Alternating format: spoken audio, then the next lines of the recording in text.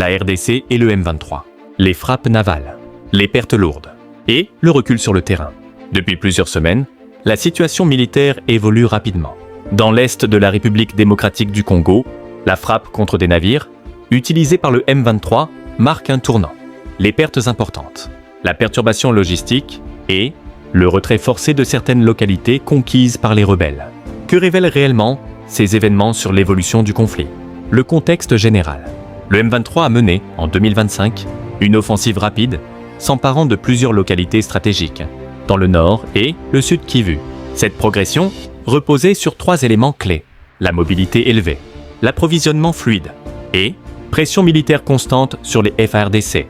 Mais cette dynamique a commencé à s'essouffler face à une riposte plus structurée de l'armée congolaise. La frappe des navires, un coût logistique majeur. La frappe ciblée contre les embarcations du M23 sur le lac Tanganyika ne relève pas d'un simple affrontement ponctuel. Ces navires servaient à transporter les armes, les munitions, les combattants et le ravitaillement. Leur destruction représente une perte matérielle lourde pour les rebelles.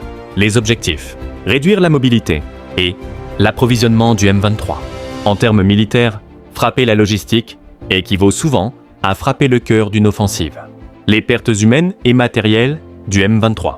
Ces frappes ont été suivies d'opérations terrestres qui ont infligé des pertes humaines significatives au M23.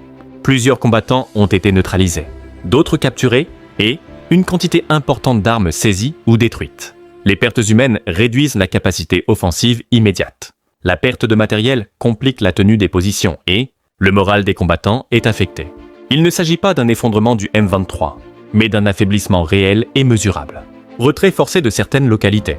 Sous la pression combinée des frappes, des contre-offensives et de la rupture logistique, le M23 a été contraint de se retirer de certaines localités précédemment conquises. Ce retrait n'est pas uniquement politique ou stratégique, il est avant tout militaire.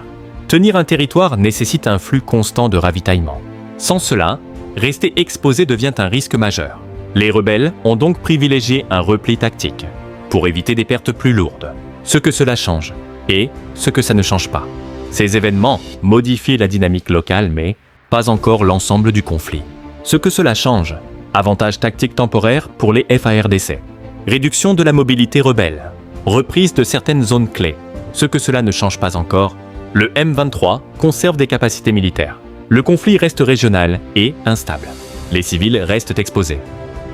En conclusion, la frappe contre les navires du M23 ont engendré des pertes humaines, matérielles importantes, ainsi que le retrait forcé de certaines localités, expliquant un recul tactique clair des rebelles.